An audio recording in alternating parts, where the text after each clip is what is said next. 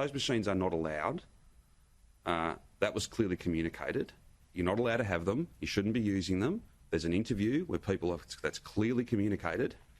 It's happened. Yeah, the thought is that the returning passenger's done the wrong thing rather than the system breaking down. Now, it all hinges, doesn't it, on whether the Premier has in fact told us the truth. For much of last week, the view put forward by Daniel Andrews was that this man, the man they want to call the index case in Victoria, had somehow smuggled a nebuliser or machine that turns asthma medication into a mist so the patient can breathe it in more easily into his quarantine room, and by using this nebuliser had infected workers and thereby triggered the infections in the community that's caused the Premier to then lock down the state for 5 days. For a while there, it was all going well for the Premier because his version of events about the nebuliser was unchallenged. Until late on Friday night, when the man being scapegoated by the government spoke from his ICU bed to the Nine newspaper group. And he testified not once but twice that he had told officials at the quarantine hotels that he had one of these nebulisers, and not only was it not taken from him, he was allowed to keep it, but he was offered help by these very same officials to source medication to use the machine if needed. Now, this issue of the nebuliser is critical. It's the reason, so the government says, for the outbreak at the Holiday Inn that's led to the state being shut down.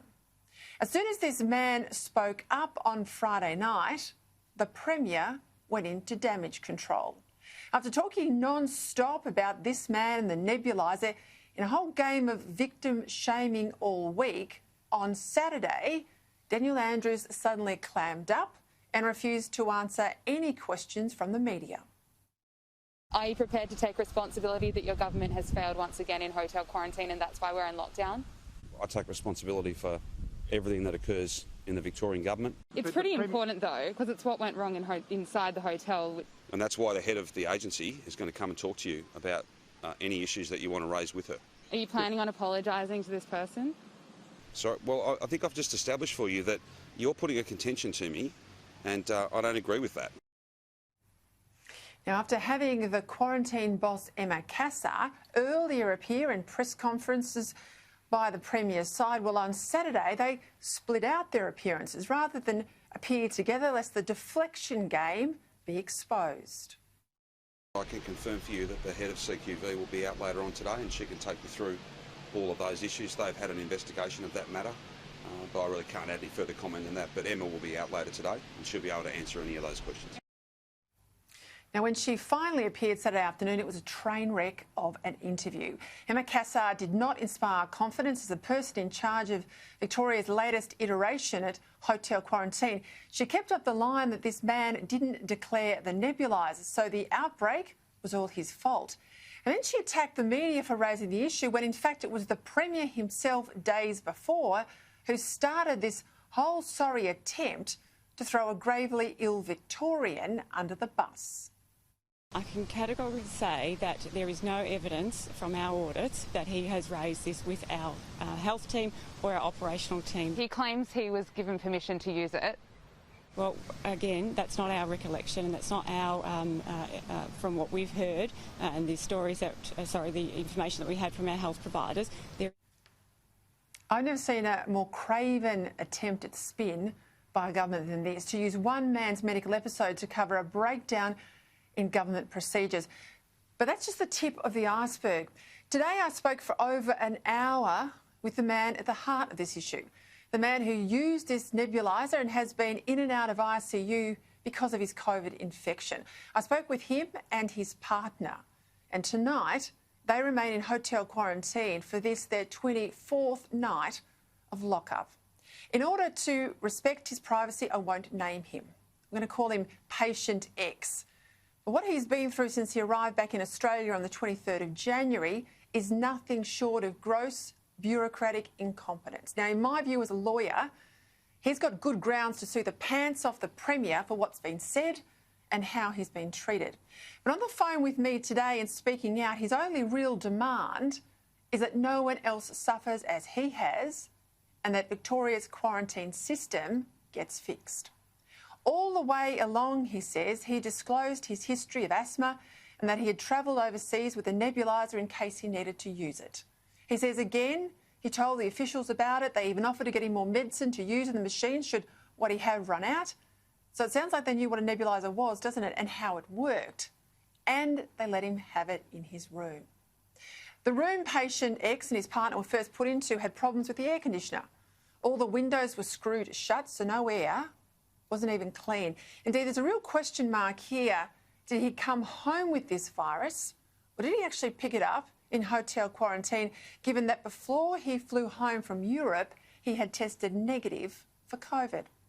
Today, in our lengthy discussion, this man gave example after example of incompetence, of stuff-ups that meant his room door had to be open multiple times a day to deliver extra paperwork where officials had got the dates or information wrong or other items, meaning a worse risk of any virus getting out into the corridor. When he was moved out of the Holiday Inn at the airport after testing positive to COVID and into one of these health or medical hotels, they call them in the city, patient X had to wear special medical grade masks and gear onto the bus for the transfer. But once he was on the bus, he was told he had to take all of that off and replace the medical grade gear with a sort of, $1 face mask you and I would easily buy, which clearly exposed the driver to risk, given he and his partner were both by then COVID positive. Now, as we talked at length today, patient X could not have been more complimentary about the support he's received from nurses and doctors along the way. But his contact with Victoria's health bureaucracy has been shambolic. When the Premier last week tried to blame this whole outbreak on his use of a nebuliser, patient X told me he was forced to call DHHS, the health service in Victoria, to express his anger at being scapegoated. He never got an apology. Instead, a quick call from Professor Brett Sutton was all he got. And when he tried to tell Sutton that he was given permission for his medical device, Sutton just brushed it all off, saying, "This isn't my area, I just make the broad policies." That was it. No call from the Premier or the Health Minister, no attempt from Emma Cassar to test his claim that hotel procedures had failed, that he had done the right thing.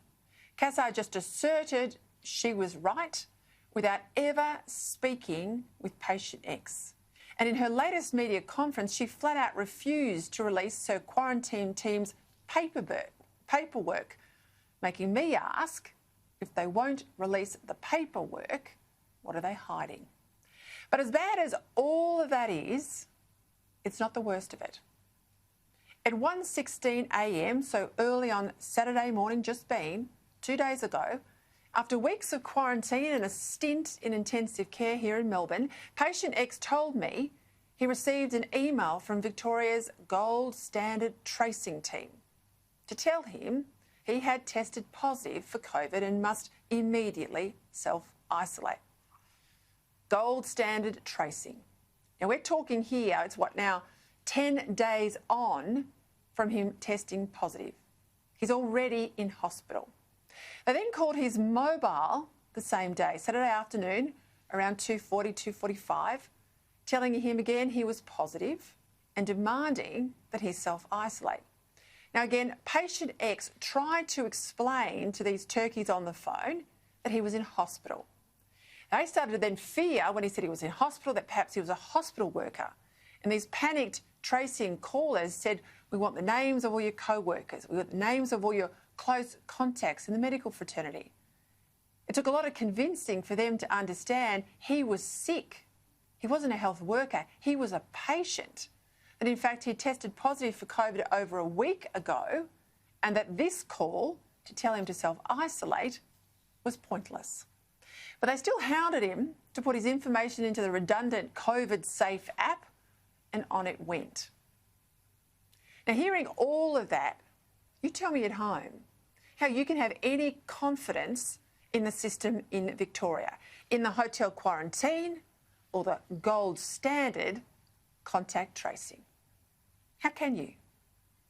Was this the case of a Premier so desperate to avoid any financial compensation that might have been claimed by businesses being shut down without any notice, that he deliberately tried to blame a nebuliser for his quarantine system breaking down again. Because the pattern here, of course, is clear.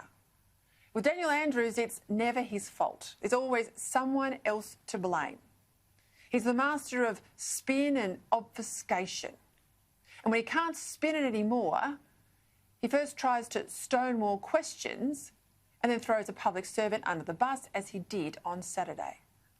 When, of course, that doesn't help him, he just hides away, as he did on Sunday when the Premier failed to front his own press conference before trotting out his well-worked-up lines and a bit more spin today.